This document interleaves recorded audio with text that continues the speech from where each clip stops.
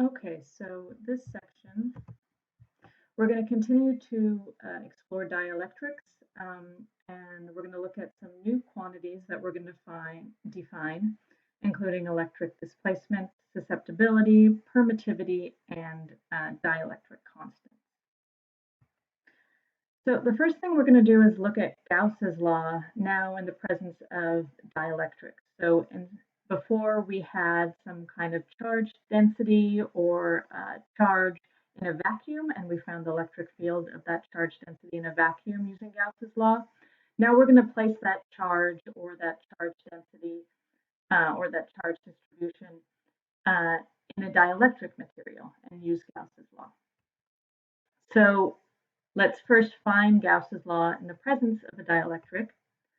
So the total charge density in a dielectric will be the charge density of the free charge, so whatever kind of charge or charge distribution that we place in the dielectric, plus the charge density, the bound charge density.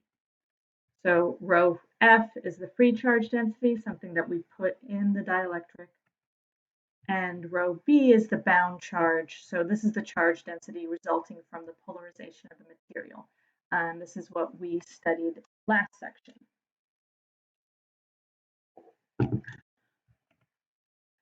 So let's plug this total charge density in Gauss's law.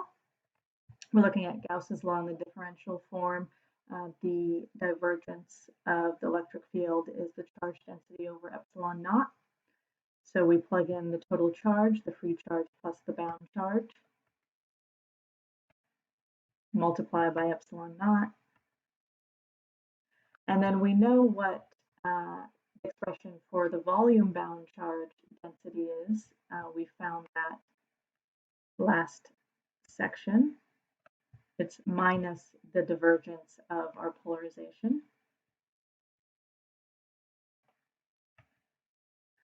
We can move that over to the other side. Take out the divergence because you're doing the divergence of both E and P.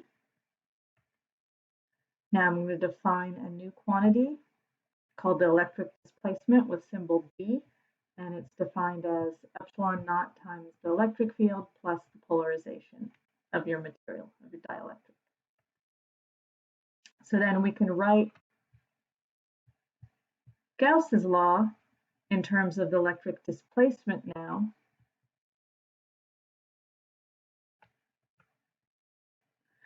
So if you have a charge Q and you place it in a dielectric material, you can use Gauss's law, but you have to modify it a bit. Instead of the electric field, we use electric displacement. There's no epsilon naught, but now in the same way that we solve for the electric field in a vacuum using Gauss's law, now we can solve for d, the electric displacement, in a dielectric, okay, and we don't have to worry about the dielectric. We just have to look at the embedded charge, Q free in this case. Then once we have the electric displacement, we can then find the electric field.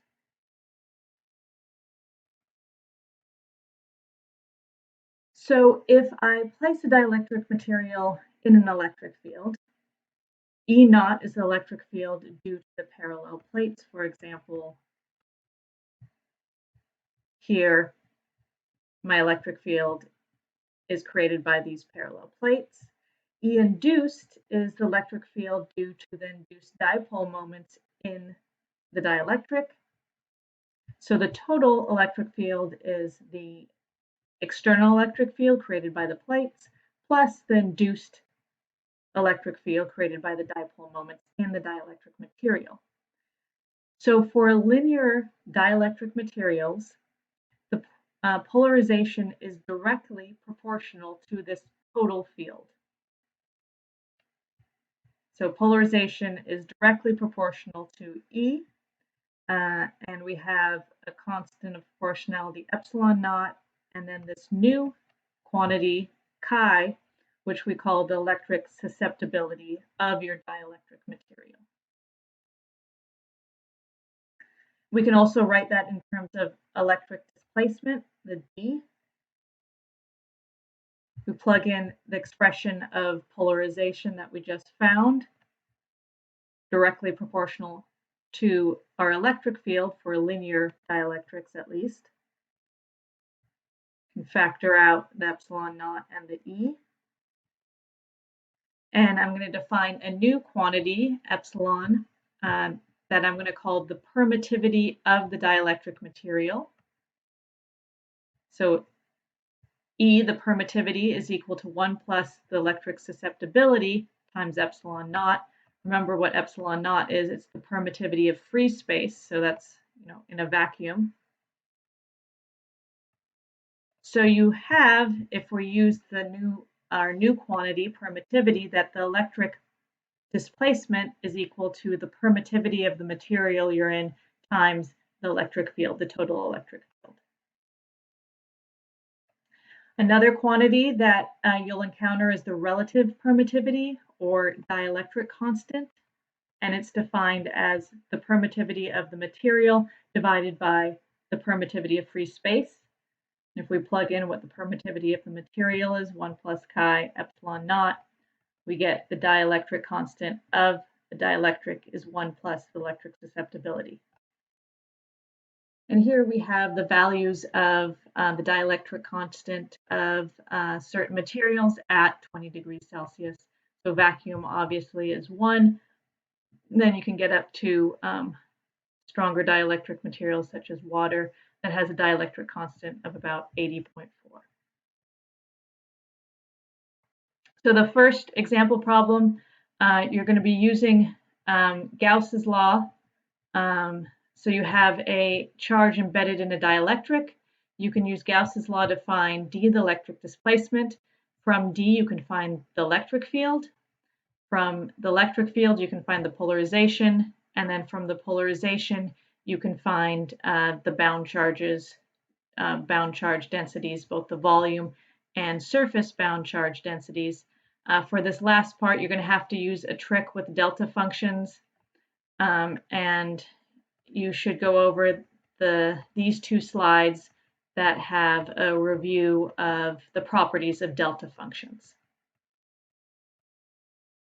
And we'll do a few clicker questions together.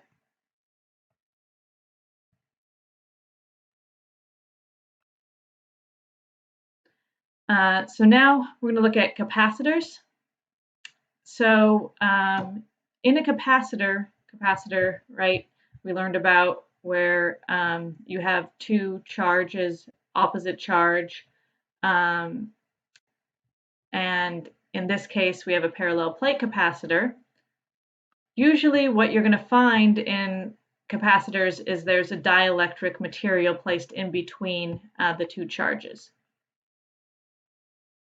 And why are dielectrics put between the plates of a parallel plate capacitor?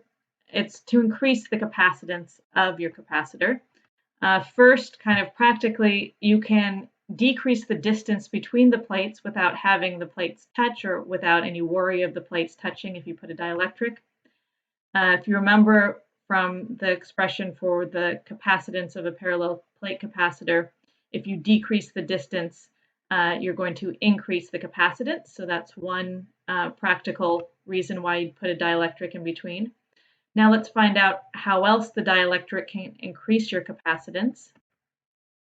So first, if you have the parallel plate capacitor in a vacuum, we're going to call E naught the electric field between the plates of the parallel plate capacitor.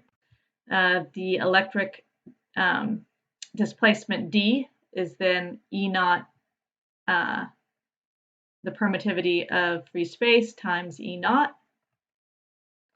In a capacitor, Q is equal to CV. Now we put a dielectric between the plates, it gets polarized.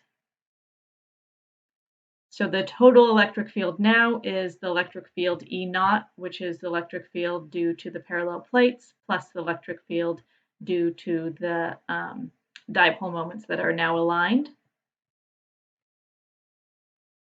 Okay, the field created by the line dipole moments. So the electric displacement now is equal to the permittivity of your material epsilon times the electric field. So if we set those two equal, the two electric displacements, we get the permittivity of your material times E is equal to the permittivity of free space times E naught. We solve for E. Remember, epsilon over epsilon naught is the relative permittivity or the dielectric constant. So what we find is that the electric field between the plates is reduced by a factor of 1 over E, our dielectric constant, when a dielectric is placed between the plates.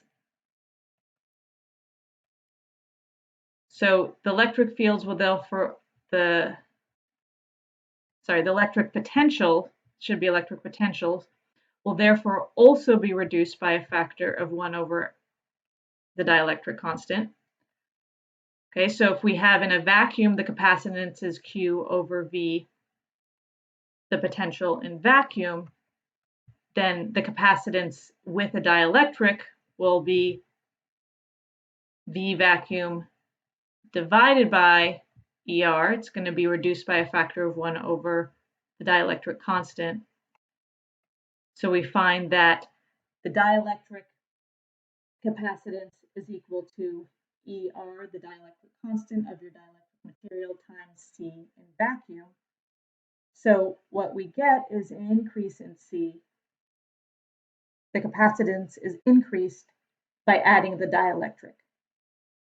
Okay, so you want to find a material with a big dielectric constant to get the biggest capacitance you can. Bigger C means you can store more energy in your capacitors. And then we have some clicker questions we'll do together. And that is it.